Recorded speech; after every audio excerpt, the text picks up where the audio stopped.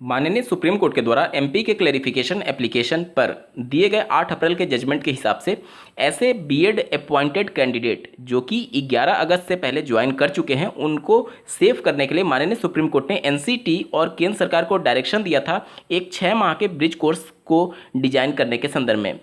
ये जो पूरा डिजाइन का प्रोसेस था वो 1 साल के अंदर कंप्लीट करना था और 6 माह का जो ब्रिज कोर्स है जितने भी अपॉइंटेड कैंडिडेट हैं बीएड वाले 2018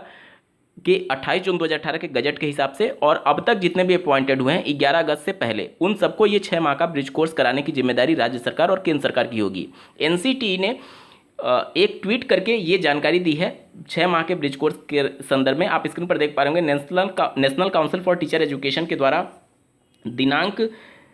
22 जुलाई 2024 को ये ट्वीट किया गया है। अब यहाँ पर थोड़ा सा कन्फ्यूजन ये है कि ये जो ट्वीट है ये माननीय सुप्रीम कोर्ट के द्वारा जो जजमेंट दिया गया उसके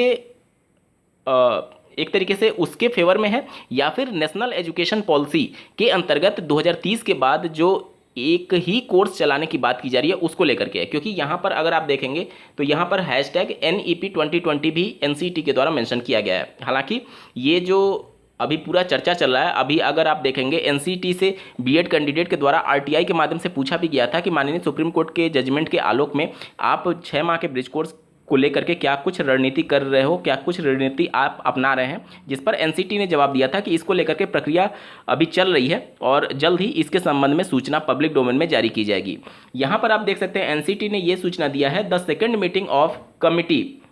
comprising renowned educationists constituted for designing and developing the 6th-month special bridge course with the appropriate norms and standard for all aspiring teachers was held on 16 July 2024 at NCT headquarter in new Delhi. तो यहाँ पर ये NCT ने ये सूचना दी है कि 16 जुलाई 2024 को ये एक कमेटी की बैठक हुई है जिसमें नॉर्म्स और स्टैंडर्ड से संबंधित जल्द ही दिशा निर्देश जारी किए जाएंगे और इसके संबंध में दूसरी बैठक हुई है। यहाँ पर अब एनसीटी जो है वो भी कदम फूक फूक कर रख रही है क्योंकि जिस प्रकार से देवेश शर्मा जी की याचिका में कमेटी को लेकर के बहुत ज़्यादा पंगा हुआ था कि 28 जून 2018 का गजट नोटिफिकेशन जारी करने से पहले कोई एक्सपर्ट कमेटी नहीं बनाई गई थी। तो ये पब्लिक डोमेन में लगातार सूचना दे रहे हैं कि हम एक्सपर्ट कमेटी इस प्रकार की गठित कर रहे हैं और एक्सपर्ट कमेटी की ये दूसरी बैठक थी 6 माह के ब्रिज कोर्स को लेकर के। और यहाँ पर #NEP 2020 भी मेंशन किया गया है। तो 2030 के बाद से जैसा कि आपको ज्ञात होगा नेशनल एजुकेशन पॉलिसी ये कह रही है कि बीएड ही एकमात्र कोर्स होगा जो कि कक्षा 1 से लेकर के कक्षा 12वीं तक पढ़ाने के लिए योग्य होगा। अब यहाँ पर सवाल ये है कि वो जो 1 से 12 तक पढ़ाने वाला बीएड कोर्स होगा उसको रीडिजाइन फिर से किया जा रहा है एनसीटी के द्वारा। और आज से 2 साल पहले इनके द्वारा ट्वीट के माध्यम से ये जानकारी दी गई थी कि जो 2 साल का कोर्स है उसको ये फिर से कोर्स को इस प्रकार से रीडिजाइन करेंगे ताकि जो 6 माह का ब्रिज कोर्स कराने की जरूरत पड़ रही है डीएलएड के इक्विवेलेंट आने के संदर्भ में वो ऑलरेडी उनके कोर्स में इंक्लूडेड होगा। अभी जो अगर आप बीएड का कोर्स देखेंगे तो वो 2 साल का भी है, 4 साल का भी है और साथ ही साथ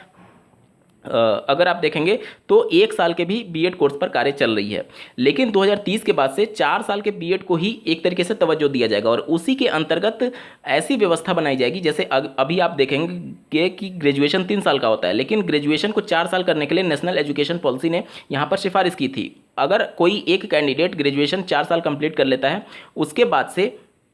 पीजी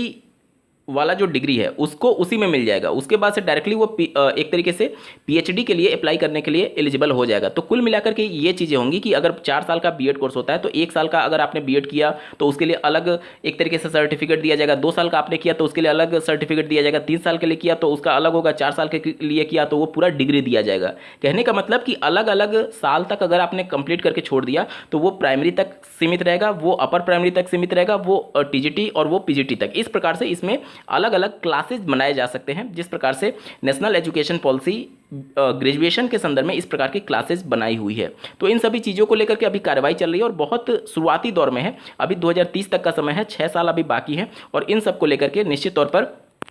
कार्रवाई चल रही है। अब यहाँ पर जो डीएलएड कैंडिडेट है जो ऑलरेडी कर चुके हैं या फिर कर रहे हैं, उनके मन में शंका होगी कि कहीं कहीं उनका जो कोर्स है वो इनवैलिड तो नहीं हो जाएगा। देखिए ऐसा कुछ नहीं होने वाला है। इससे पहले जो एनसीटी की गाइडलाइन के अनुसार 1 साल का बीएड कोर्स चलता था वो अभी एग्जिस्टेंस में नहीं है, लेकिन जब प्राथमिक स्तर की शिक्षक भर्ती आती है या फिर किसी भी प्रकार की टीचर रिक्रूटमेंट होती है तो वो जो डिग्री है बीएड 1 साल वाला वो इक्विवेलेंट माना जाता है 2 साल वाले बीएड के संदर्भ में। तो भले ही भविष्य में जाकर के डीएलएड कोर्स रहे या ना रहे उसे कोई मतलब ही नहीं है, क्योंकि ये एनसीटी की गाइडलाइन के अनुसार हुई है और भविष्य में कभी भी प्राथमिक स्तर की शिक्षक भर्ती आएगी तो वो बिल्कुल वैलिड रहेगा, जो अभी आप डीएलएड कर रहे हैं या फिर कर चुके हैं, कभी भी किए हुए हैं। ठीक है, यहाँ पर जो बीएड को प्राथमिक से लेकर के और टीजीटी पीजीटी तक मान्य करने की बात चल रही है नेशनल एजुकेशन पॉलिसी के हिसाब से, वो आज का बीएड नहीं है। आज का बीएड अगर उस समय भी अगर प्राथमिक में शामिल हो रहा होगा तो उसको भी 6 माह का ब्रिज कोर्स करना पड़ेगा आज की स्थिति के हिसाब से, क्योंकि ये कोर्स को फिर से रीडिजाइन करना पड़ेगा नेशनल एजुकेशन पॉलिसी के हिसाब से। और जो भी एनसीटी है वो इसको लेकर के आगे कार्रवाई कर रही है। 2 साल पहले ही इनके द्वारा रीडिजाइनिंग मामले को लेकर के एक ट्वीट के माध्यम से जानकारी दी गई थी। तो आज का बीएड और 2030 के बीएड में जमीन आसमान का अंतर होगा। तो आज वाला बीएड जो है ऐसा नहीं है कि वो 2030 के बाद से वो प्राइमरी में एलिजिबल हो जाएगा, बिल्कुल एज इट इज एलिजिबल हो जाएगा। उनको 2030 के बाद से अगर वो प्राइमरी में एलिजिबल होते हैं तो हो सकता है कि उनको 6 माह का ब्रिज कोर्स तब भी कंप्लीट करना पड़े। जो 2030 के बाद जो आईटीईपी के नाम से कोर्स चल रहा है, हालांकि कुछ अगर आप सेंट्रल गवर्नमेंट के कुछ सेंट्रल यूनिवर्सिटीज़ को देखेंगे तो पायलट प्रोजेक्ट के तौर पर आईटीईपी कोर्स को लॉन्च किया गया है। इसके लिए प्रॉब्लम यह है आईटीईपी कोर्स के लिए कि ये कोर्स वहीं पर रन किया जा सकता है जहां पर मल्टी डिसिप्लिनरी कोर्स हो। जैसे नेशनल एजुकेशन पॉलिसी अगर आप देखेंगे तो पहले हमारे शिक्षा व्यवस्था में ये था कि अगर आप कॉमर्स से पढ़ाई करते हैं तो कॉमर्स के सारे सब्जेक्ट लेने होंगे, अगर आप आर्ट्स की पढ़ाई करते हैं तो आर्ट्स के सब्जेक्ट लेने होंगे, अगर आप इंजीनियरिंग करते हैं तो इंजीनियरिंग के सारे सब्जेक्ट लेने होंगे। लेकिन नेशनल एजुकेशन पॉलिसी ने ये कहा कि अगर कोई एक इंजीनियरिंग का कैंडिडेट अगर आर्ट्स के सब्जेक्ट को पढ़ना चाहता है वो आर्ट्स के सब्जेक्ट को भी ले सकता है, यानी कि मल्टीपल अलग अलग कैटेगरी के अलग अलग सब्जेक्ट की लेने की व्यवस्था रखी जाएगी। और ये तभी संभव होगा जब एक ही संस्था में अलग अलग कोर्सेस अलग अलग स्ट्रीम से संबंधित पढ़ाई हो रही हो। इसीलिए आईटीईपी कोर्स को मान्यता केवल उन्हीं संस्थानों को दी गई है जहां पर बीए भी, बीकॉम भी, बीएससी भी, अलग अलग स्ट्रीम से संबंधित पढ़ाई हो रही है, वहां पर आईटीईपी कोर्स को मान्यता दी जा रही है। अगर आप देखेंगे आपने जहां पर बीएड किया है या फिर डीएड किया है उन संस्थानों को अभी आईटीईपी की मान्यता नहीं दी जा रही है। क्यों? क्योंकि वहां पर मल्टी डिसिप्लिनरी कोर्सेज नहीं है। वहां पर बीएड या फिर डीएलएड कोर्सेज हो सकते हैं, वहाँ पर बीए की पढ़ाई नहीं होती होगी, वहाँ पर बीएससी की पढ़ाई नहीं होती होगी, वहाँ पर बीकॉम की पढ़ाई नहीं होती होगी, इसलिए वहाँ पर आईटीईपी को मान्यता अभी तक नहीं मिला हुआ है। तो ये कुछ एक तरीके से आगे के प्लान है एनसीटी को लेकर के। ये उन चयनित बीएड अभ्यर्थियों के लिए खुशखबरी है जो कि माननीय सुप्रीम कोर्ट के जजमेंट के हिसाब से सेफ है, और उनके लिए जो 6 माह का ब्रिज कोर्स कंडक्ट कराने के लिए माननीय सुप्रीम कोर्ट ने कहा था, ये 6 माह का ब्रिज कोर्स एनसीटी डिजाइन करने के संदर्भ में दूसरी बैठक की हुई है 16 जुलाई 2024 को, और बहुत जल्द इसका नॉर्म्स और स्टैंडर्ड इसके लिए जारी कर दिया जाएगा। और ये कोर्स कराने की जिम्मेदारी राज्य सरकार की होगी। ये डिस्टेंस मोड में ही कराया जाएगा क्योंकि सारे टीचर्स जो हैं वो अपॉइंटेड हैं और अपने शिक्षण कार्य को कर रहे हैं। इससे पहले जैसे उत्तर प्रदेश में आप देखेंगे तो दूरस्थ शिक्षा के माध्यम से कोर्सेज कंडक्ट कराए गए थे। 6 माह का पहले भी ब्रिज कोर्स कंडक्ट कराया गया है उत्तर प्रदेश में। अगर आप देखेंगे जो NIOS डीएलएड वाला कोर्स था उसी के साथ 6 माह का एक ब्रिज कोर्स भी कंडक्ट कराया गया था जब उत्तर प्रदेश में 2011-12 में 72,825 प्राथमिक स्तर की शिक्षक भर्ती का विज्ञापन जारी किया गया था। तो वहाँ पर बीएड कैंडिडेट को भी एलिजिबल माना गया था। वो जो आरटी एक्ट है उसके धारा 23 के उपधारा 2 की शक्तियों का प्रयोग करते हुए, चूंकि उस समय राज्य में डीएलएड की संख्या पर्याप्त नहीं थी, इसलिए बीएड को अलाउ किया गया था 5 वर्षों के लिए। तो उस शक्ति का प्रयोग करते हुए 72,825 में बीएड को अलाउ किया गया था और उन्हें 6 माह का ब्रिज कोर्स कंडक्ट कराया गया 2017 में, और 31 मार्च 2019 अंतिम तिथि थी जब इनको अपना ब्रिज कोर्स कंप्लीट कर लेना था, जिसे एनसीटी ने NIOS को इस कोर्स को कराने के लिए रिकॉग्नाइज किया था। और NIOS ने उस समय 2 कोर्सेज रन किए थे, एक ऐसे कैंडिडेट के लिए जो कि बिल्कुल भी ट्रेंड नहीं थे, ना तो बीएड थे ना तो डीएलएड थे, तो उनके लिए 18 महीने का NIOS डीएलएड कोर्स लॉन्च किया गया, और ऐसे कैंडिडेट जो बीएड थे उनके लिए 6 महीने का ब्रिज कोर्स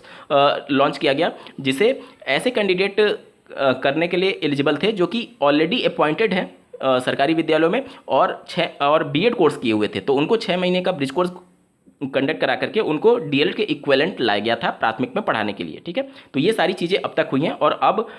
जो अपॉइंटेड हैं 2018 के बाद से एनसीटी के 28 जून 2018 के गजट के हिसाब से माननीय सुप्रीम कोर्ट के जजमेंट के आधार पर उनको 6 महीने के ब्रिज कोर्स को डिजाइन करने के संदर्भ में ये दूसरी बैठक हुई है और बहुत जल्द इसके नॉर्म्स एंड गाइडलाइंस जारी कर दिए जाएंगे और राज्य सरकार की जिम्मेदारी होगी सभी अपॉइंटेड बीएड को ये कोर्स कराने के संदर्भ में। इस वीडियो को देखने के लिए आपका बहुत बहुत धन्यवाद। भगवान करे आपका दिन शुभ हो।